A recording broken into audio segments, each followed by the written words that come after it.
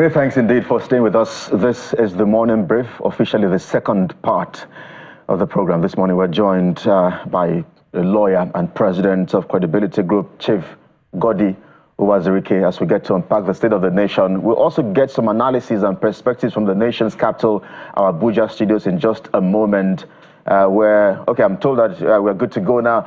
Ambassador Nkoyo joins us live on the program. She's a former governorship aspirant under the People's Democratic Party, Cross River State. Thank you indeed, Ambassador, for agreeing to talk to us on the program as well. Good to see you, as always. Perhaps we should begin the conversation with you. I'm not sure if you were listening into our conversation on Nigeria's economy. Do you have any concerns, any reactions as to the analysis of Dr. Ayo Teriba?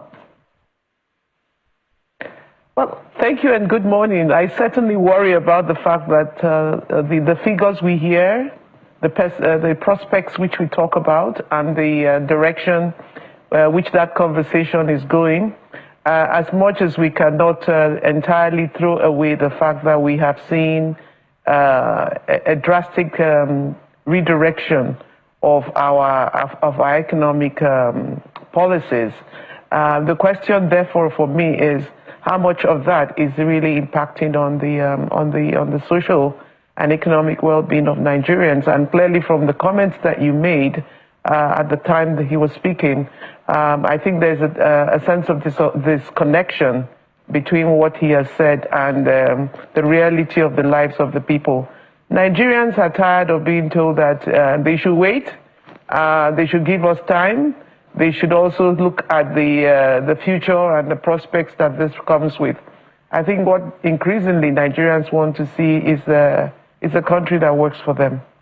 And right now, I think we can raise a lot of questions about whether the country and the policies of the country, the economic policies, do work for the people.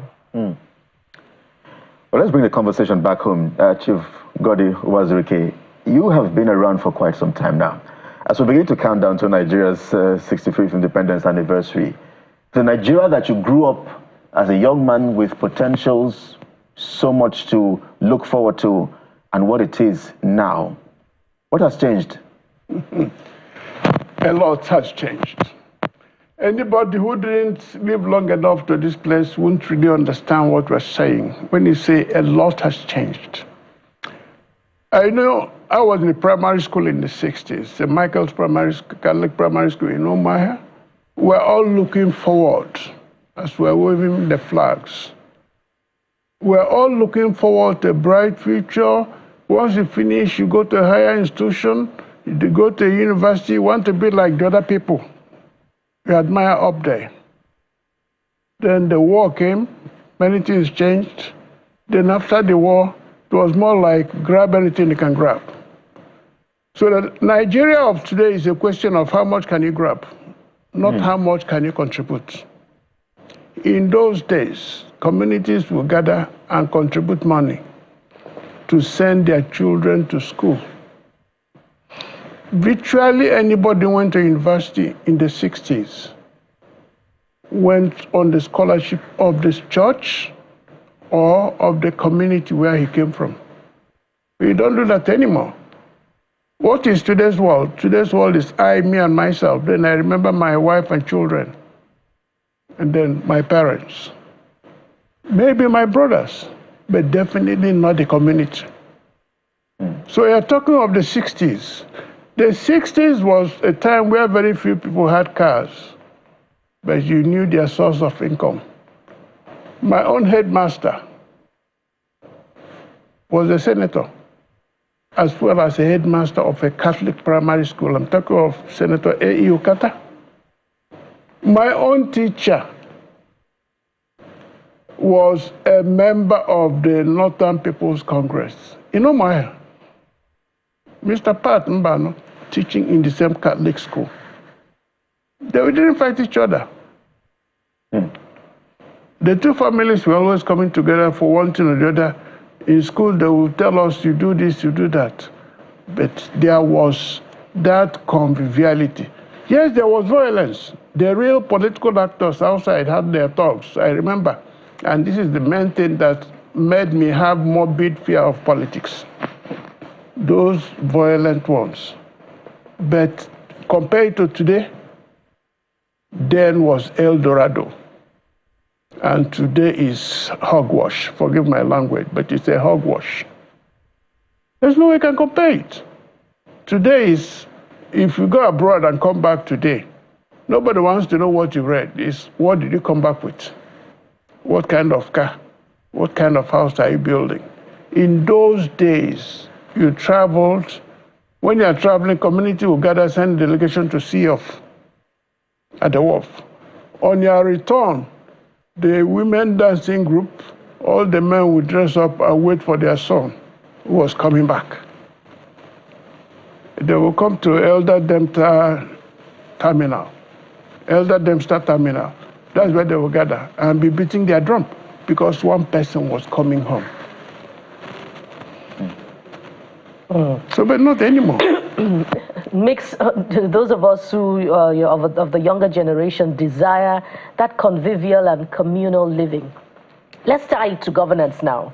And just days ago, I was reading a report from one of the mainstream newspapers about Prime Minister Tafawa Balewa. During his annual vacation, an international journalist found out that he was on a vacation and asked, oh, where is he? And he was surprised to learn that he was in his Tafawa Balewa village. Let me take this to you now, Ambassador Toyo. From your days as well, as we approach the celebration of our 65th independence anniversary, what do you remember about the ethos of governance, both at the subnational level and at the federal level, and how it is similar or contrasts with governance today, and how, what we should begin to aspire to as a nation in terms of good governance for the people? Let me say that for me, the years of my formative years were the years of the military. So I was slightly of a younger generation than the last speaker. And just to tell him that they didn't only welcome the men, they also welcomed the daughters. Not just the sons, but we also had daughters who were seen. So sometimes the language excludes us, so we don't want to be excluded as well. But I just wanted to say that my years were the years of the military, and of course, a lot of it was shaped by the struggles for us to return to democracy. In the many years that we went through all of that, we were very outspoken, whether as students, as I was in Ahmadu Bello University, Ali Must Go movement and things like that, to even the participation which I actively took part in of the pro-democracy movements led by people like Olisa Abakoba and co. These were the years, Femi Falana, Gani Fawomi, these were people who shaped more or less my perspectives of Nigeria. It was a Nigeria that spoke, they spoke to truth to power. The military wasn't anybody's cup of tea or anything. The military was a fierce government that was brutal in terms of the way it looked at opposition from citizens. There was shrinking civil space. There was repression of the press. Today you have a press that's much more open and accessible. There was a lot of this stuff that we sometimes quickly forget, that the military era itself was not as rosy as we would often want to speak about. But given that experience, one thing I could say for the military was that it was able to galvanize the country as one. Things like the National Youth Service Corps, which we saw, things like sending the federal government secondary schools, and all those deliberate attempts at building a national consciousness among citizens of the country. I think that's one thing we can say for sure informed my learning. And let me just add, because this is something I get asked by so many younger people, how can't we have the country that you talk so much about? True. When we graduated from the university back in the 80s, early 80s, we left straight from university and we got jobs. But today, of course, you can tell very easily that the lack of work is a major crisis. It's the main driving force of Nigerians going on Japa. You know, people are leaving the country and wanting to seek better fortunes outside of the country, and being subjected to all sorts of indignities like we're seeing in South Africa and many other parts of the world. So yes, to the extent that the military was there, it was a major force in pulling ourselves together, in pulling the country together. But beyond that, I think we saw a lot of repression. And what we need to celebrate today going forward is that this is the 7th consecutive elections we've had, democracy, more space and opening, although we have seen lately that space is beginning to shrink under ethnic inclinations that are pushing a new narrative of hegemonies. People now pretend under the name of ethnic inclinations to try and support even that which is not supportable. So yes, indeed, we have seen years of progression in Nigeria, but the question is, how do we lay the nature of that progression? How do we speak to it? Yes. So I can identify some contrast there. In the military era, the military governments were able to galvanize the country and give a sense of unity, even amid a shrinking civic space. But in a democratic era, there's a shrinking civic space as well, with a clampdown on dissent, but with a lot of division. Where did you begin to, let me bring this now to you, sir, Chief. When did we begin to notice the erosion of the value system? And how do you reconcile the contrasts in these approaches to governance and the results? I would say from 1990, things began to change. We had political aspirants who didn't want to have anything to do with those who were there before then, in the 60s. Yes, they still looked up to Awolowo and Zik, but they wanted their own way. By then, of course, Zik was still alive. By 1990, Chief Awolowo was gone, Ahmadu Bello was gone, but some values were still there. At least those they groomed were busy. But let me also paint this picture. IBB had what I'll call an ambition that is still not clearly defined, even now. He had to find a way to push out those who were there before and groomed new politicians. So those ones who were groomed in their 90s were products of IBB, Abacha. You remember how Abacha manipulated everybody? Then by the time Obasanjo came, initial shock was, oh, how do we move? Until Obasanjo's government also understood that it is now cash and carry politics. Ghana must go became the order of the day, and it is still the order of the day today. You are a politician, and you are not sharing money, they look down on you. Government itself is sharing money. This is called Minister of, in fact, they even have a minister in charge of sharing money. Minister of Humanitarian Affairs. How do you give them money? Oh, we just give them. We just dash them. You know, we just go out to the streets. And that is how a country. Because the products of today and the products of the 90s are basically the same. The personal values are gone. Like they say in politics, let INEC declare you winner first, and you can go to court. Knowing very well that courts hardly change anything today. Once you are declared the winner, you go home and rest. So today's nature of politics is different from the value-added politics we're having. In other words, you find, I come from Mbano, you have we had a politician then, a minister, HRO giving scholarship. A regional minister giving scholarship to brilliant boys from every community. Then if you go and read IBB's biography, you hear of Ahmadu Bello going to secondary schools. That was the prime minister. Going to secondary schools, going there, students in class 4, and telling them to leave the military. That's why Buhari, IBB, Abacha and others, they don't talk of school, well, WAEC then, or London GC.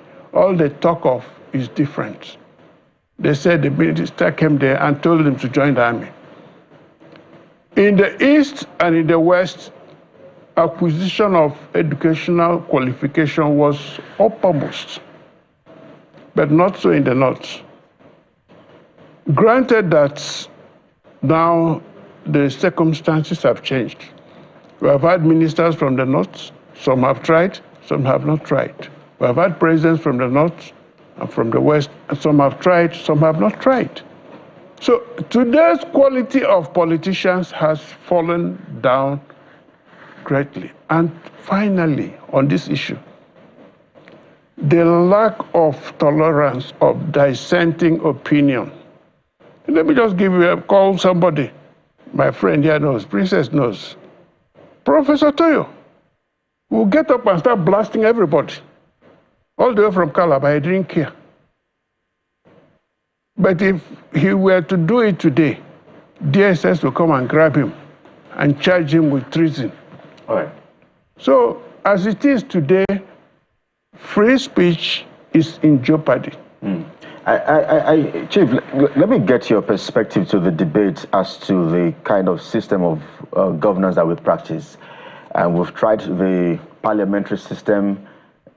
Some will say it didn't work, some will say it worked. And now we are with the presidential system of government. Sometimes I think we just copied from the US. But when they look at the US and look at Nigeria, that system is working there. Looks like it's working. But I'm worried that it has never worked here in this part of the world. I'm wondering why. So some would argue that what system of government best fits the peculiarities of Nigeria? Well, you know, I was at the National Conference of 2014, and we discussed this thing. What is the best system for Nigeria? What we had to agree on was part of the parliamentary system, part of the presidential, and then part-time legislators. In other words, we had legislators who had other jobs. The days of sitting, they will come. Two, we insisted that the ministers must be members of the legislature so that we can ask them questions, like the way they do in England. They will question ministers on their ministry, and the president, prime minister, by whatever name you call the head of government, will answer questions. As of today, you can't imagine the president of Nigeria, Bola Ahmed Tinubu, coming to answer questions. Yes, you, no. He would rather talk to you, tell you what he wants to say, and get up and we salute. American president, yes, the man can be bombastic at times, but he communicates. So we are looking for a system, and that's what we agreed at the National Conference. One, local government is a state government affair, never federal government. State police must be allowed. Senators, we really don't need them. We have unicameral where they are part-time. Nothing like this humongous allowance to talk of here. Number of ministers, the cost of governance must come down. Those were some of the things we agreed on. We called it the French system. You know, the French people, Macron is the president, but they still have a prime minister whose government keeps falling, but the president stays. So we still need that change in our system. Otherwise, we're going down. And if we continue to practice this politics of intolerance, then we'll go down the precipice. I'd like us to take the conversation to our Abuja studios where Ambassador Nkoyo is standing by. Ambassador, I'm not sure which system of government you would subscribe to, the parliamentary or the presidential system of government. I mean, I know that you have had to travel around countries around the world as well, so I'm not sure which you think best suits the kind of politics that we play here. Plus, on the side is the fact that the 2014 CONFA, which Chief has mentioned here, the recommendations, as we count down to 65 years of being together as a nation or getting independence, those recommendations never got to see the light of day. In fact, I think the current administration is planning another sort of CONFA. Okay, so thank you very much. I think in our own experience as a country, we've been through both. We've been through the parliamentary system, and we've also seen the merits of the of that, and as well as the presidential system. You will recall that only last year, was it last year or this year, earlier on this year, Professor Patu Tomi talked about a shadow government, one that would basically do what the last speaker has said, which is to call to question government on its policy, action, and and just have a sense of where are things going, you know. And you will recall also that that effort did not make the kind of progress that we expected, because in the end, I think the government took Patu Tomi to court. I don't know what has become of that case, but definitely there was actually an attempt to scuttle that. Having said all of this, I think beyond the question of whether it should be parliamentary, whether it should be presidential, or whether it should be a combination of both, which is what I think the 2014 Confab report pointed to. I think what we need to ask ourselves is, what's the problem here? What are we dealing with here? For me, I remember Obama coming to Ghana some years ago when he said what Africa needs are not strong men, but they need strong institutions. And I would say that we need both, because you need a strong person to make institutions strong. You don't need a weak person to make institutions strong. But going back to the point that we are making, until Nigeria is able to answer the question of what institutions and where institutions are, whether we take one form of government or the other, or we transit into one form or the other, we still will be faced with the same problems. Why, for example, is the EFCC so weak? Why is the legislature in Nigeria humongous salaries? If you turn it into part-time, you turn it into a parliamentary system, are there likely to be any difference in the culture of that institution as it is? Today we say the judiciary has almost been completely eclipsed by the executive. What does it say to you whether you turn it into a parliamentary or a mixture, a hybrid of both, or whatever? So back to the point. The point really is that the strongman syndrome in Nigeria, the big man syndrome, and all the perquisites of office that make it look like the big man is the big man, irrespective of what the character content and the quality of the content of the person is. We celebrate the person even in emptiness, you know. We do so much to do that. How do we transit from that culture of making much out of nothing and moving more into things that are more long-term and more enduring? And I think that that's the real question for me. How do the institutions become accountable? And in answering that question, you know, you have said that the people make up the institutions. This institution that is central to democracy is the National Assembly, you know, and it has struggled under this administration with the reputation of being a rubber stamp. Let me bring this to, you know, Chief Uwazurike here in the studio. I hope we'll also have time to take it to you because you're a former member of the House of Representatives. So they're also trying to answer the question of which way to go Nigeria in terms of governance. I wonder if that is also part of the amendment to the 1999 Constitution. With this reputation that it has, some would say that its major preoccupation is to accede to the president's loan request. Do you think that it can pull its weight in answering you know, sufficiently and reflecting the will of the Nigerian people, the important questions on the amendment of the 1999 Constitution with the character that it, you know, currently, you know, has as an institution? Well, I'm just smiling because in law we say rest itself. Look, the fact speaks for itself. The past 10 years, we have had strongman political syndrome, as the ambassador said. We started with Buhari. Remember the then president of the Senate?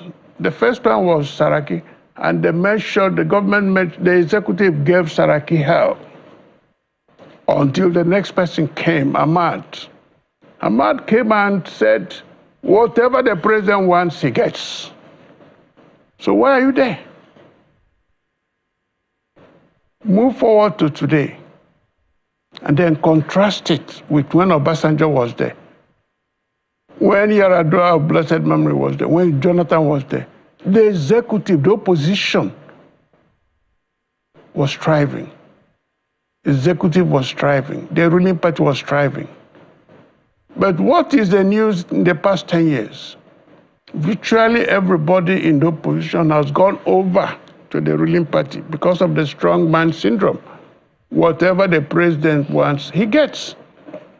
They have said it even in this regime, in this administration. So nobody can think of saying, no, Mr. President.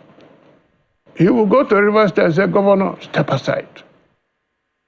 Everybody goes. Our judiciary, our legislature, what has happened? Ambassador pointed it out, that it's not the same. I can use the expression state capture. And as long as we have this strongman politics going on, we're going the wrong way. When we say Buhari is a strongman, he is a general, he will lead from the front. By the time he finishes 8 years, the country had gone to pieces in terms of security, in terms of welfare. And then President Tinubu came up with renewed hope agenda, right?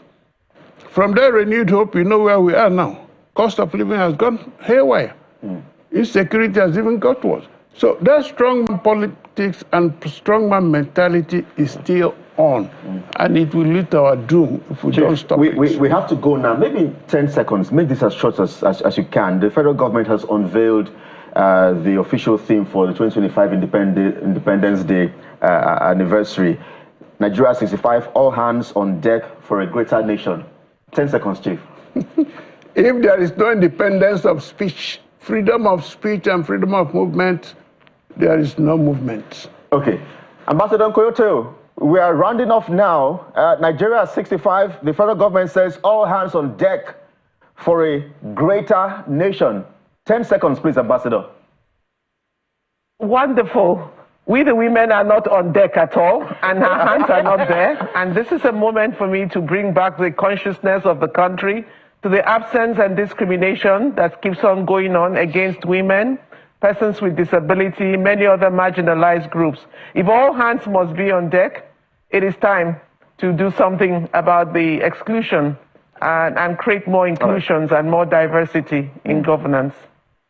It's a fine place to anchor our conversation with you, but these conversations will continue as we continue to count down on Nigeria's 65th Independence Day anniversary, and even after the independence, of course, anniversary, of course. But former House of Reps member, Ambassador Nkoyo, thank you indeed for your time on the program, as always. Thank you. And most thank you to Chief Goddy Uwazurike, lawyer and president, Credibility Group. Thank you indeed for stopping by our studios this morning. Thank you, my brother. Thank you, my sister. God bless you all. This is the morning brief where we get to look at the last part of the show this morning. Something really very interesting you don't want to miss. Please stay with us.